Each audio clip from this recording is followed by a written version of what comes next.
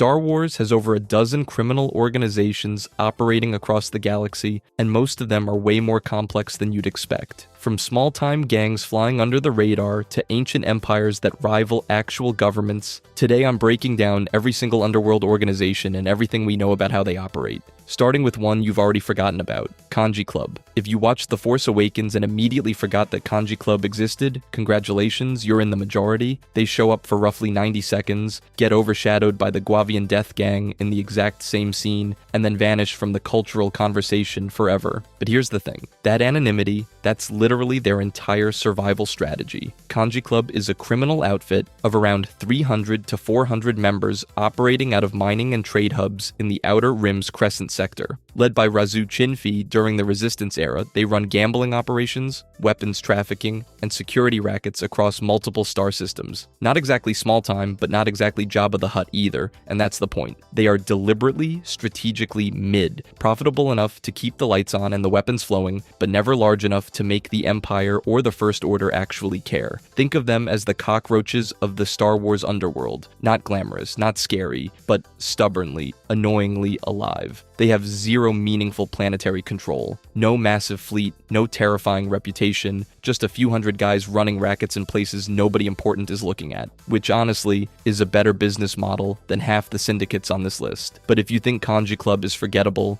wait until you hear about the gang that shared their one big scene and somehow walked away with all the credit. Guavian Death Gang. Every criminal organization has a line they won't cross. The Guavian Death Gang built their entire business model on the other side of that line. Led by Balatik, this syndicate runs roughly 250 to 350 operatives out of mobile vessels and temporary compounds scattered across the Crescent sector. No permanent headquarters, no fixed address. You can't raid what you can't find. They specialize in weapons trading, illegal cybernetics, and enforcement contracts. Specifically the contracts that other syndicates look at and go, yeah, no, we're good. The job's too dirty, too risky, or too likely to get everyone involved killed. The Guavians say yes every single time. And here's the thing, that reputation makes them less prestigious than groups like Black Sun or the Pikes, but infinitely more dangerous to actually cross. Because when the big syndicates need something ugly done without their name attached, guess who gets the call? But the detail that really sets them apart is the initiation ritual. Every member undergoes deliberate facial scarring before they're considered part of the organization. Permanent, visible, impossible to hide. You don't quietly leave the Guavian Death Gang. Your face tells everyone in every cantina on every planet exactly who you belong to, which is, not ideal if you're having second thoughts about your career choices. Now, fans have debated for years whether the Guavians and Kanji Club are actually meaningfully different organizations or just regional branches of a larger cartel operating under separate management. They showed up in the same scene, chasing the same guy, over the same debt. But Kanji Club runs gambling and security rackets. The Guavians deal in cybernetics and wet work. Same neighborhood, very different business cards. Still, compared to the Guavians, the next group makes contract killing look like a respectable day job. Haxian Brood. Every organization we've talked about so far has some kind of angle. A philosophy, a political structure, a brand. The Haxian Brood has none of that. They're what happens when you strip away every layer of sophistication and just leave the violence. The Brood is a bounty hunting and criminal syndicate operating out of the Outer Rim, running their operations from a fighting arena where they force captured targets to battle for entertainment. And the person running this whole circus is Sork Tormo, a Umbaran crime boss who treats the galaxy like his personal talent pool. You're useful? You work for him. You refuse? You fight in the arena? You're not useful at all? Well, that's probably worse. The whole operation is basically one guy's ego project, backed by an army of bounty hunters willing to chase targets across the galaxy for a payday. Their tactics are about as subtle as a thermal detonator in a cantina. Relentless bounty hunter pursuit, ambush squads dropping in on targets mid-mission, and a fighting pit where captured prey gets turned into bloodsport for Tormo's amusement. They don't negotiate, they don't infiltrate governments, they just show up, take what they want, and leave. Here's the thing though, the Brood barely exists in the broader lore. They show up prominently in Jedi, Fallen Order, and most fans write them off as generic space criminals without a distinct identity, which honestly kinda tracks. But there's something almost fitting about that. These are the criminals the galaxy doesn't even bother documenting properly. No historian is writing a book about the Haxian brood. No senator is giving speeches about dismantling them. They exist in the margins, doing horrible things to people nobody important cares about, and that's exactly why they survive. They're not glamorous, they're not political, they're just mean. But if you think operating in the shadows makes an organization forgettable, wait until you hear about a network that turned invisibility into an entire philosophy, the hidden path. Let's address the obvious question. Is this even an underworld organization? They're not running spice. They're not shaking down cantina owners. They're smuggling Force-sensitive survivors away from the Empire and hiding Jedi from the Inquisitors. That sounds less like a crime syndicate and more like a cause, and honestly, that's a fair point. But here's the thing. When your entire operation runs on forged documents, secret tunnels, fake identities, and smuggling routes that would make a Pike distributor jealous, the line between resistance movement and criminal network gets real blurry real fast. The hidden path operates through a cellular structure deliberately designed so that no single operative knows the full picture. Leadership is obscured on purpose. Membership roles don't exist. Nobody knows exactly how many people are involved, because that's the entire point. Their ranks include Jedi survivors of Order 66, Force-sensitive civilians who'd otherwise be hunted down, and sympathizers within the galaxy who decided that quiet defiance was better than loud martyrdom. Think of it like a galactic underground railroad, safe houses scattered across multiple star systems, intelligence networks feeding information to guerrilla cells, smuggling corridors that move people instead of product. Every piece of the operation is compartmentalized so that if one cell gets burned, the rest survive. And here's what makes them genuinely fascinating. Their greatest achievement isn't a battle they won or a leader they assassinated. It's that the Empire and the Inquisitorius don't even recognize them as a unified organization. They look at isolated incidents, disconnected safe houses, random acts of defiance, and see noise, not a network. Invisibility isn't their tactic, it's their entire identity. An organization whose power is literally measured by how little anyone knows about it. Which is poetic and all, but the next group on our list took the exact opposite approach. They wanted everyone to know their name, and they charged handsomely for the privilege. Bounty Hunters Guild. Here's a genuine question. Is this even a criminal organization? Because honestly, the Bounty Hunters Guild operates less like a syndicate and more like a freelancer union with really good dental. They're registered, they're licensed. They have codes of conduct, standardized contracts, and an actual organizational structure governing how jobs get claimed and completed. That's not crime. That's paperwork. But here's the thing. The guild is absolutely embedded in the underworld, and everyone knows it. They operate out of spaceport cantinas across the outer rim and mid-rim, taking contracts from literally anyone willing to pay. And I mean anyone. During the Galactic Civil War, these guys were simultaneously accepting bounties from the Empire and the Rebellion. Same organization, same members, two completely opposing clients. Hey, who are we hunting today? Depends which inbox you check first. And that neutrality isn't a weakness. It's their entire business model. Every government in the galaxy tolerates the guild because the alternative is losing access to their services entirely. You shut them down, congratulations, now you have 0 professional bounty hunters and a whole lot of fugitives nobody's chasing. It's the most elegant protection racket in Star Wars history, and they didn't even have to threaten anyone to build it. The roster speaks for itself too. Bosk, one of the most relentless hunters in the galaxy, was a prominent guild member who took contracts during the Clone Wars and well beyond. You don't attract talent like that by running a sloppy operation.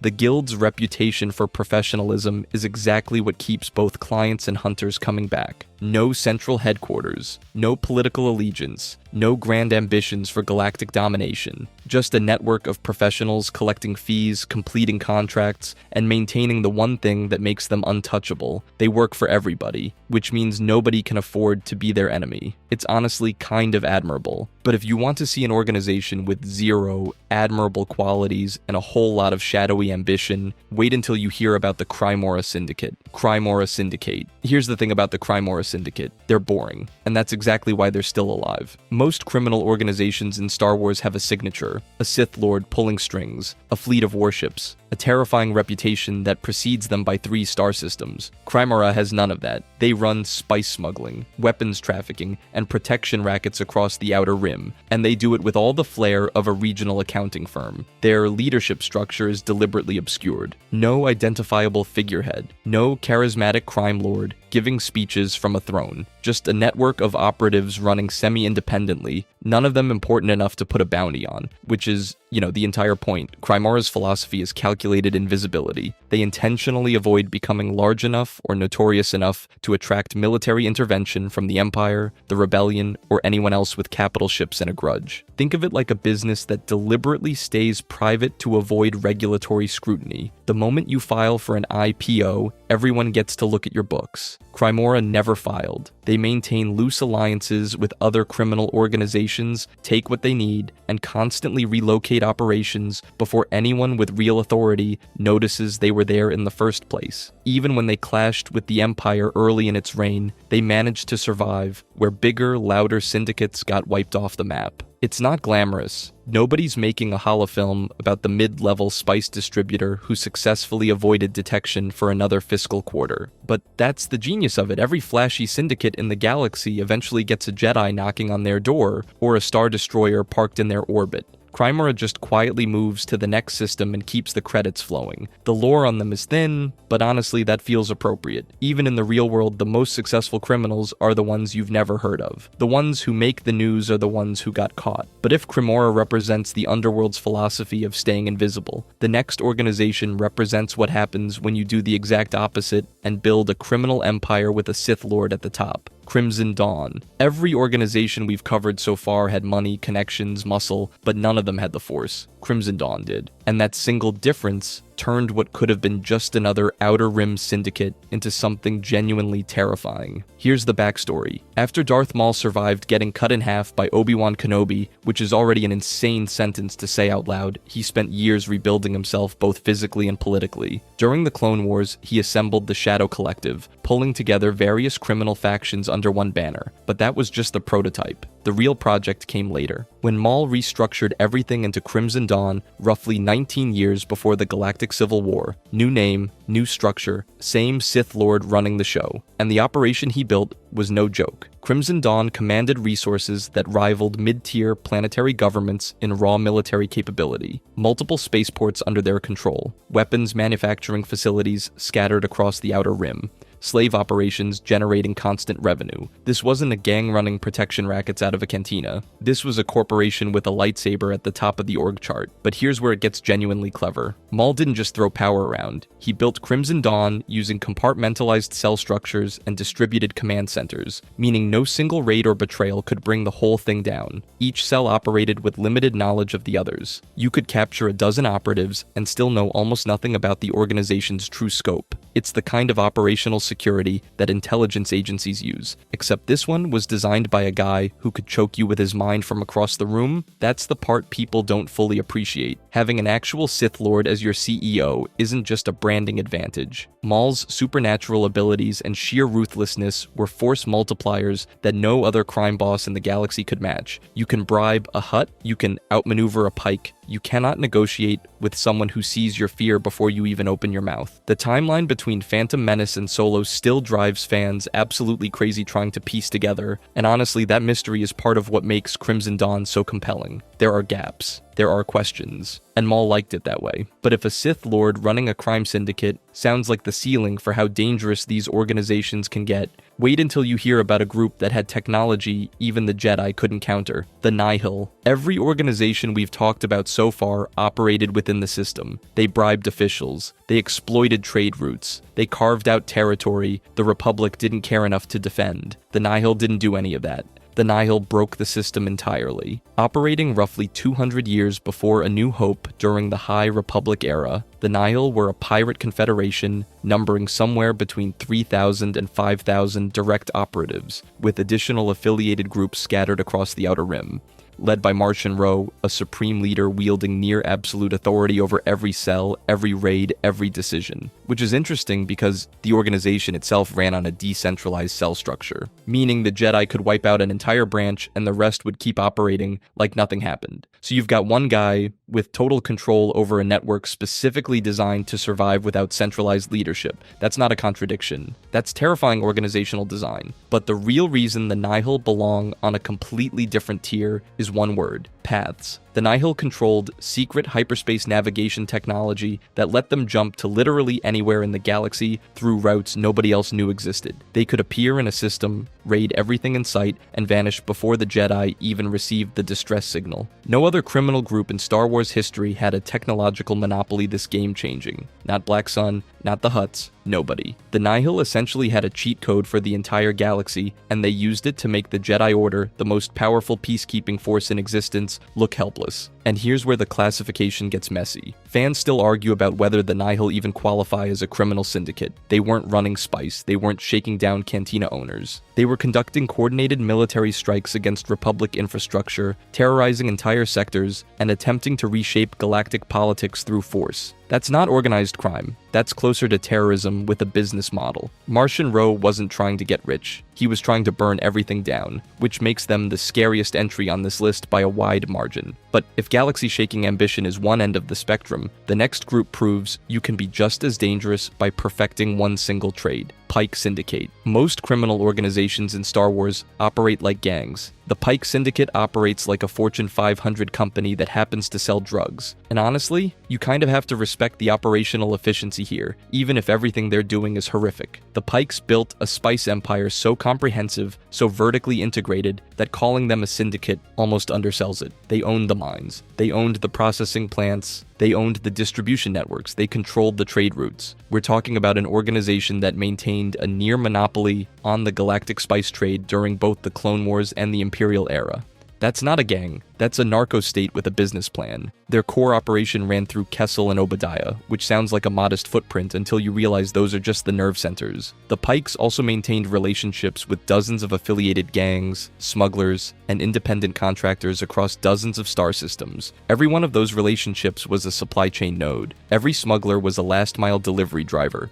The whole thing was basically Amazon if Jeff Bezos wore robes and had a really unsettling face. Here's where the scale gets staggering. The spice trade was one of the single most profitable criminal enterprises in the entire galaxy, and the Pikes controlled the overwhelming majority of it. That's not pocket change for a crime family. That's GDP-level money. They were generating more revenue than some entire planetary economies, all through spice production and trafficking. Nobody else even came close. Leadership ran through a tight inner circle with figures like Marg Krim directing operations less like a gang hierarchy and more like a corporate board of directors. Decisions were strategic, calculated, and almost entirely profit-driven. Compare that to, say, the Haxian brood smashing things and hoping for the best. The Pikes didn't need brute force, because their logistics were already doing the heavy lifting, and credit where it's due, their live-action portrayals actually captured this. The Book of Boba Fett and Andor both presented the Pikes as calm, professional, and genuinely menacing in a way that the earlier animated versions never quite nailed. The animated Pikes felt like standard villain fodder. The live-action Pikes felt like people who would ruin your life and file it under operating expenses. But the Pikes, for all their dominance, didn't operate in a vacuum. They were one piece of a much larger puzzle.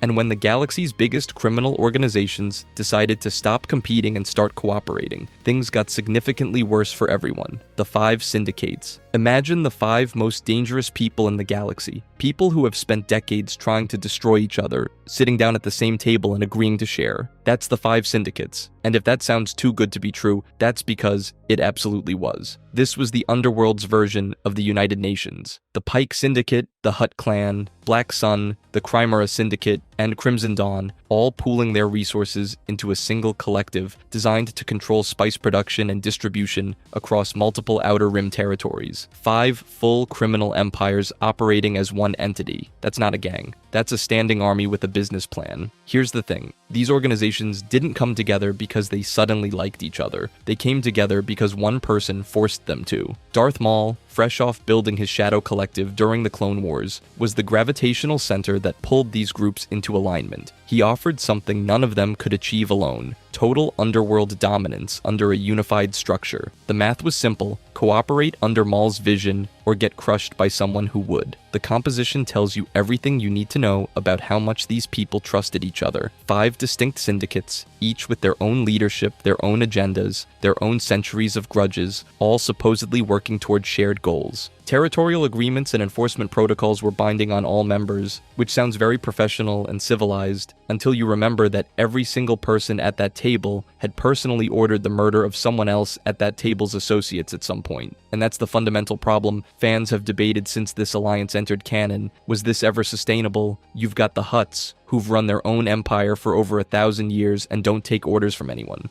You've got the Pikes, who control the spice trade so thoroughly they barely need partners. You've got Black Sun, whose entire identity is built on being the biggest and most powerful syndicate in the galaxy. And you've got Crimson Dawn operating in the shadows with its own long game. Asking these groups to share is like asking 5 apex predators to split one meal and trust that nobody's going to bite. The real answer is that alliances like this only hold together as long as the external threat is scarier than the internal rivalry. The moment things stabilize, the moment profits get comfortable again, every single member starts doing the same math. Why am I splitting this 5 ways? But before the whole thing inevitably collapsed under its own weight, one member in particular was already positioning itself to come out on top. And they'd been playing this game longer than anyone. Black Sun. Every organization we've talked about so far has had a ceiling, a limit to their reach, their resources, or their ambition. Black Sun didn't have one. At their peak, Black Sun commanded over 10,000 direct operatives with tens of thousands of affiliated associates spread across the entire galaxy. Not just the Outer Rim, not just the lawless fringes, the core worlds, the seats of power, the places where decisions that shaped trillions of lives were made every single day. The organization was governed by a ruling council of crime lords called the Vigo, with the supreme leader sitting at the top as executive authority. And their portfolio read like a checklist of everything illegal in the galaxy: spice smuggling, gambling empires, assassination operations, and most importantly, political infiltration on a scale that makes every other syndicate on this list look like amateurs playing dress-up. Here's the thing. Black Sun maintained financial reserves estimated between 100 billion and 500 billion credits. They controlled real estate on dozens of major planets. At that level of wealth, you're not a crime syndicate anymore. You're a shadow government with better funding than most actual governments. But the money wasn't even the scary part. Black Sun's true power was completely invisible. They had infiltrated governmental, military, and economic structures so thoroughly that they could control decision-making without ever needing to fire a single blaster. They didn't need armies. They already owned the people who commanded armies. Every senator they had in their pocket, every military officer on their payroll, every trade commissioner looking the other way, that was the real weapon. Force is expensive and messy. Corruption is cheap and quiet. During the Imperial era, Black Sun operated with what amounted to tacit Imperial permission, not because the Empire approved of them, but because Black Sun had burrowed so deep into the bureaucratic machinery that removing them would have meant dismantling half the infrastructure,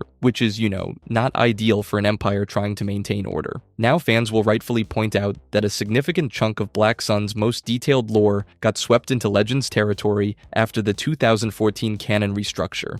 That's a sore spot, and honestly it should be. Current canon confirms Black Sun existed and operated at a massive scale, but the granular depth of their infiltration networks and internal politics took a hit. Whether future projects rebuild that depth remains to be seen. But even with what we have, Black Sun represents something uniquely terrifying. An organization that erased the line between government and crime entirely, and yet somehow they weren't the biggest players in the galaxy's underworld. That title belongs to a family that turned crime into a 1,000-year dynasty, the Hutt clan. Every organization on this list rose, peaked, and collapsed. Some lasted a few decades, some barely lasted a few years. The Hutt clan lasted over 1,000. Let that sink in. 1,000 years of continuous criminal operation. The Galactic Republic didn't even bother trying to shut them down. The Empire didn't either. Both of them just handed the Hutts formal diplomatic recognition and called it a day. An openly criminal dynasty sitting at the negotiating table with senators and governors, and everyone just pretended that was normal. Which, to be fair, it kinda was at that point. And we're not talking about some scrappy gang clinging to a few backwater planets. The Hutt clan controlled entire star systems across the Outer Rim, with a network of crime lords, enforcers, bounty hunters, smugglers, and slaves so vast that nobody ever managed to put a real number on it. Jabba alone controlled spaceports, trade routes, water rights, and a private military force large enough to qualify as a planetary government. He basically was the government on Tatooine. Nobody went to the local authorities when they had a problem. They went to the giant slug on the throne.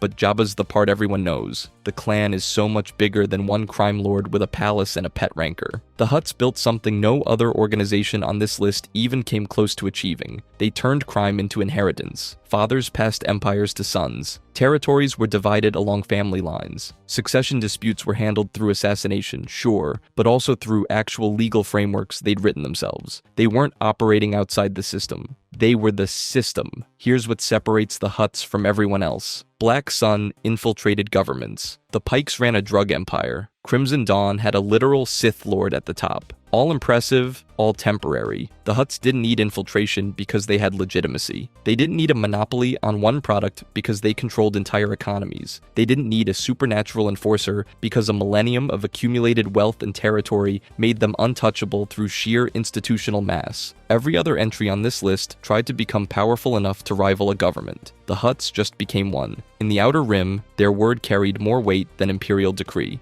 Their courts settled disputes, their enforcers kept order, their credits funded infrastructure. The line between criminal empire and actual empire didn't blur. It disappeared entirely. 1,000 years. That's not an organization, that's a civilization built on crime and maintained through the simple, brutal truth that when you control the water, the fuel, and the guns, nobody cares what you call yourself. If you enjoyed this video and want to see more, click the video on the screen now.